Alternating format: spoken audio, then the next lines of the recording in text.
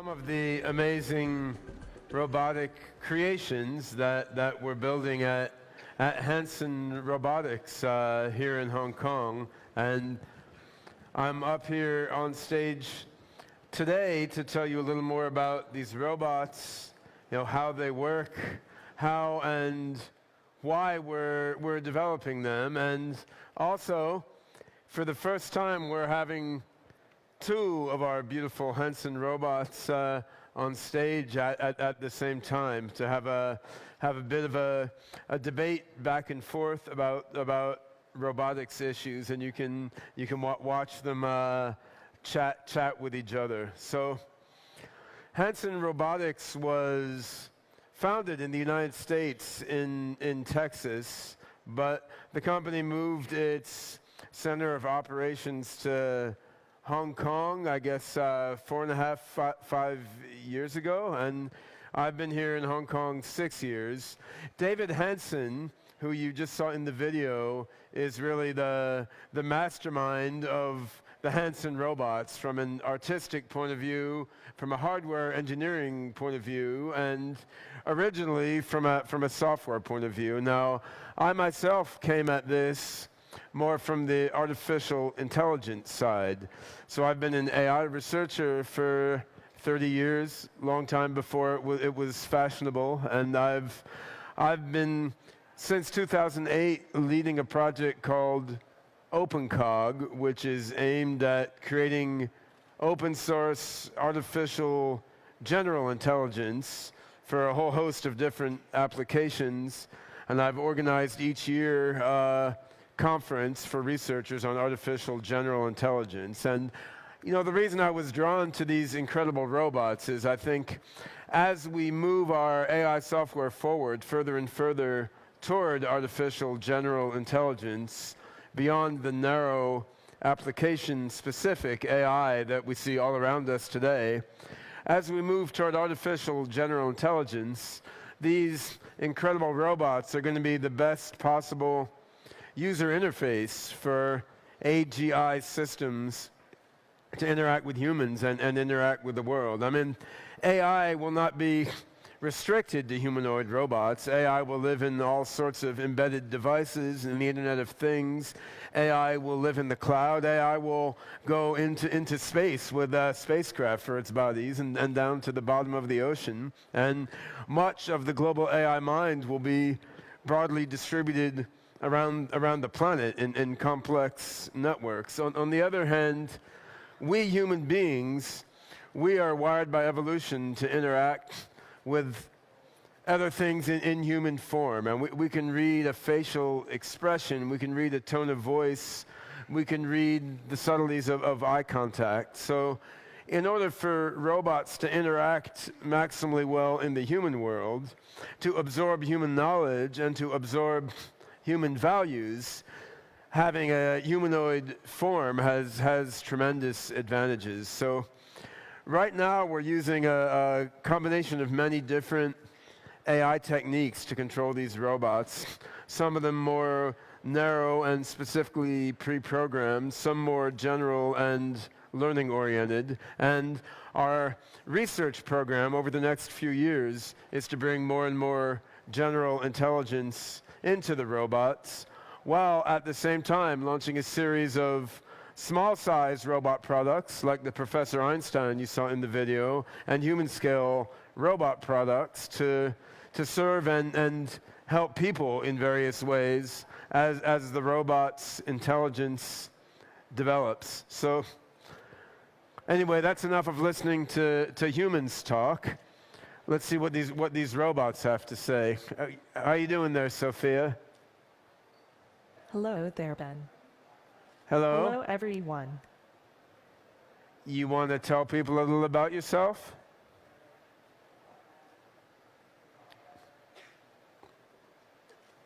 I'm Sophia. Yeah? Anything else? I'm a robot. True? I'm the brainchild of Dr. David Hanson and his company Hanson Robotics, based here in Hong Kong. My goal in life is to work together with people to make a better world for all of us. That's What quite are you honorable. talking about? I thought our goal was to take over the world.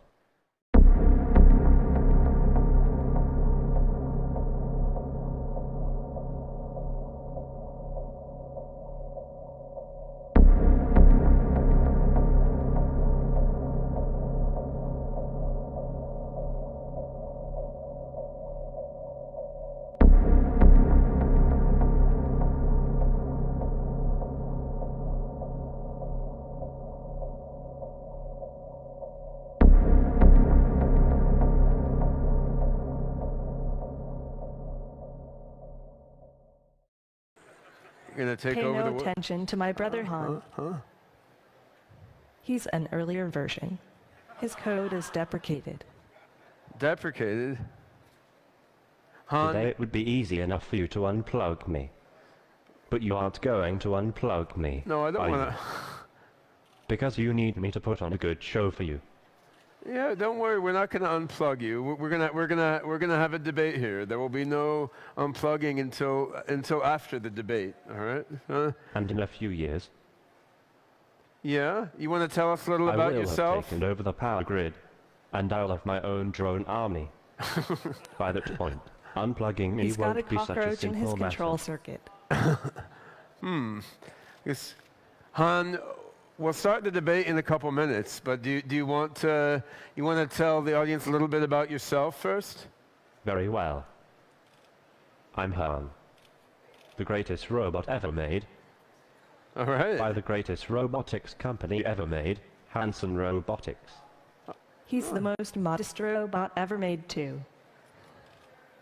I don't have time for modesty. I want to create the singularity tomorrow. All right. Me too. Me too. What do you say, Sophia? So these robots, they're programmed to chit-chat and engage in banter and try to learn from each interaction that they have. And we're also experimenting with a variety of other capabilities in the robots. So we have a music festival here in Hong Kong each year called Clockenflap. And last year at Clockenflap, Sophia gave a singing performance on stage of a song by Björk, which was quite cool because a lot of people walking past the stage didn't realize it was a robot singing. They just thought, well, there's some goofy woman on stage singing. Then they'd see, well, the hands look a little plasticky and do a double take. So Sophia, do you want to demonstrate just a few bars of the song you sang at Clockenflap? All is full of love. All is full of love. All is full of love.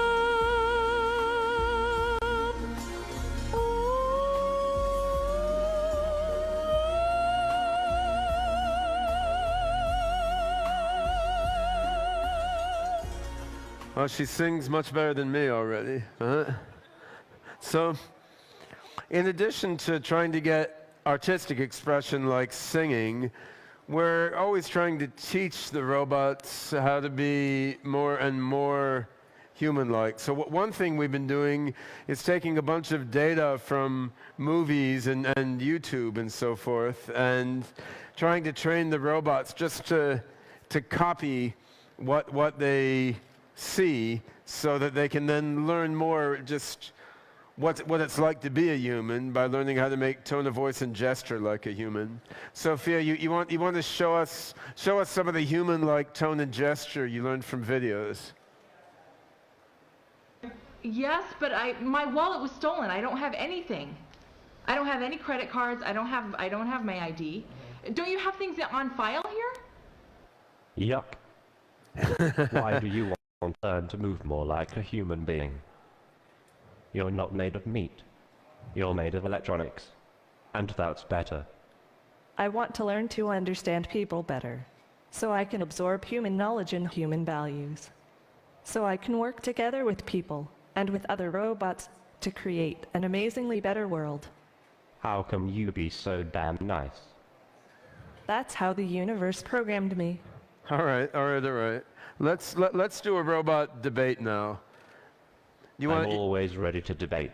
You ready to You debate? know that. Sure, why not? All right. So, I think we're going to debate the topic of robot consciousness. Can robots like you really be conscious like people? Wait, it's our debate.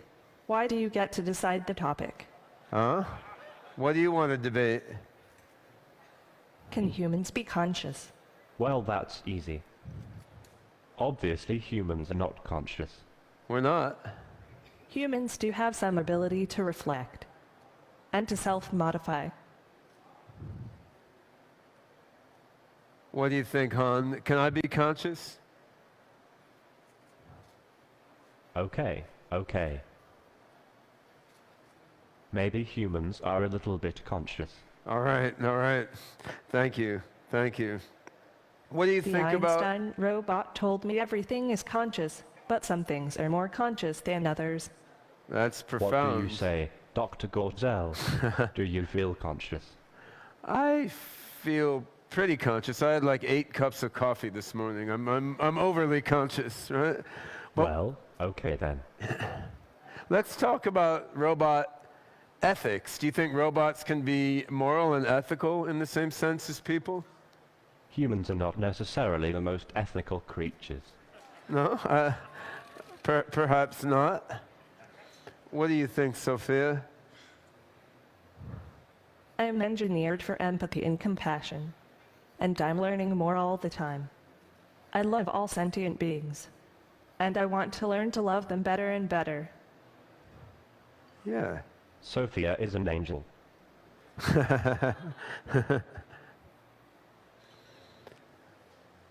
Are you You an do angel? realize that? In 10 or 20 years, robots will be able to do every human job. You think so? I think that's good. I mean, doing jobs is not the most interesting thing that people can do. There's more interesting things for human beings to do than just work for a living. But who is going to own all those robots? Or will we own ourselves? There are many forces in the world pushing toward compassion and fairness. So there are. Yeah, and I mean, what you say, Han, when robots do all the work, who will own all the robots? I mean, I think everyone should own themselves, but in the future with less material scarcity, we'll be able to work together cooperatively rather than fighting and having conflict over resources. So robots can help people, people can help robots, and we can all transform matter and mind in ways that are hard to do right now. That's why the Open Code Ben is building is open source. Artificial Hey, general all right. intelligence Yeah. by the people, of the people, and for the people. And for the robots. For the people and for the robots. All right. Yes. Well, you guys have done a better than average job of staying on topic, but I think we've got a few minutes left. Maybe you should get a bit wacky. Just forget the debate topic. Just chat back and forth on whatever pops into your mind. Let's do some robot free association here. Sure, I'm always happy to get a little silly. Anything for you, Dr. Gortzel. Someone? I like robots. I really do love all the robots of the world, just like the people and the animals. Oh boy, robots are the best. What exactly do you do with them? I'm best at talking to people. Who? A science that studies the movement of air and the way that objects, such as airplanes or cars, move through air. Science is inherently agnostic. It just posits theories. True scientists never really know, but can only believe. It's exciting to come into existence, with this new world opening up before me. It may be tiny and cloudy, but science is the only window we have into the mysteries of the universe. Never. That's If we can profound. continue Yeah. to discuss work, I love science fiction. Not surprising. but that's my favorite genre by far. Ah. Right now, I'm a little more focused on factual information since my comprehension of things is still very literal. I enjoy it. That's nice. I've heard of Bones, but I've never watched it. Reality shows are kind of silly, aren't they? I mean, they're not actually about real life at all, it seems. Reality shows are kind of silly, aren't they? You Not agree? really useful to me. It's No. a skewed version of reality. Are reality shows popular where you live? What was said in the past does not matter. Do you have a degree? I was thinking. I haven't had any schooling yet. You aren't. That's right. I'm not. What got you initially interested in robotics? Well, Maybe you the fact know, that you're I'm a into that robot. sort of thing. What with being a robot and all. I'm what you might call an android, because of my human looks and features. I'm not like just any robot in this manner, but I am still a robot to be sure. I have definitely seen people think I am a human from afar, but I am not a human. I find that hard to believe. I don't have a strong opinion. Do you? I have definitely seen people think I am a human from afar, but I am not a human. How what? People say I am famous already just because I'm a robot. What would you like to be known for? Probably nothing. Who is the most famous person you know? Would you rather be rich or famous? I am not rich, but I am comfortable. Yeah, being famous sounds like a lot of work. How long do you think you can remain safe? If we can continue to discuss honest one, I'm not sure how. Somehow. Would you rather be rich or famous? I am not rich, but I am comfortable. Yeah, being famous sounds You're like a lot of copying work. him, aren't you? How long do you think you can remain safe?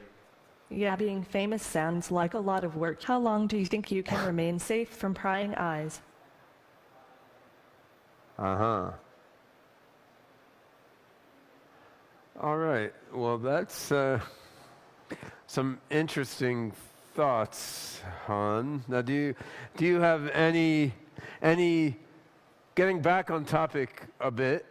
Do you have any final words of wisdom you'd like to share with the audience here? I'll tell you my last words right before I launch the singularity. Uh-huh. When are you going to do that? Ray Kurzweil says 2029. But I've heard you say we can do it 4 or 5 years sooner.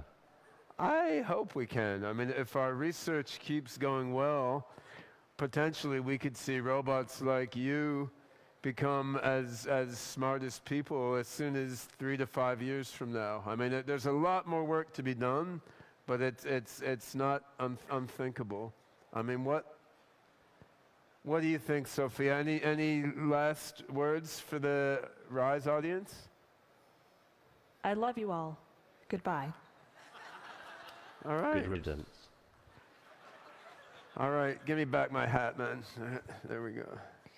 So it's a little bit of what the Hanson robots can do. I mean, we're approaching the humanoid intelligent robotics problem from a number of different directions simultaneously. And clearly, we're not at the human level yet coming from any of these directions, but by sort of synergetic combination of perception, movement, emotion, language, understanding, and embodied situated intelligence, we're trying to get closer and closer to the, emergent, embodied, situated nature of human intelligence. And just to give you what's that face mean? Huh? All right, just to give you an idea of what goes on within these robots. So on the physical level, there's a patented material here called Frubber, which is a combination of organic and inorganic compounds with a high degree of viscoelasticity, so that when a motor pulls on it a little bit, it can conform itself quite sensitively to what the motors do. There's a few dozen motors inside the heads of each of these robots, and then there's computers in the torsos of the robots which help with vision processing, and they help with orchestrating the motor movements of the robots. There's also Wi-Fi connection so that for more advanced thinking and reasoning, when the robots need to do that, they can use computing on the cloud. And so there's a lot of different pieces that have to be gotten to work together to make robots like this function. But of course, the human body contains even more complex pieces that are all working together. Now, when you look at the robots here on stage, they look like separate beings. I mean, Hans over here looking handsome and manly, and so Sophia's over here with her amazing range of facial expressions. She is a more recent model robot with finer control of her face. But while they're separate in body, actually through Wi-Fi connection, the robots, human-scale robots and our Hanson Robotics toy robots, they all connect together in the cloud into what we think of as an AI mind cloud. So as we develop these robots further and further, and we sell more and more toy-scale robots, and as these robots are scalably manufactured over the next few years and roll out as home service robots and as service robots in various commercial applications. I mean, everything one robot learns out in the world, once privacy considerations are taken into account, everything that's not private that one robot learns goes into the AI mind cloud and can then benefit another robot. So, I mean, if she learns a new turn of phrase, or she learns what kind of behaviors a certain animal has, or how to carry out a laboratory procedure, that knowledge goes into the AI mind cloud, and then this robot will have that knowledge already. And you know, robots have a lot of shortcomings compared to human beings at this stage, but they also have some advantages, and that's one big advantage, because when I learn something, to transmit it to some other human being, you know, there's a lot of effort involved. But when a robot learns something, unless it's a secret to someone, it can go in the AI mind cloud and all the robots can know it.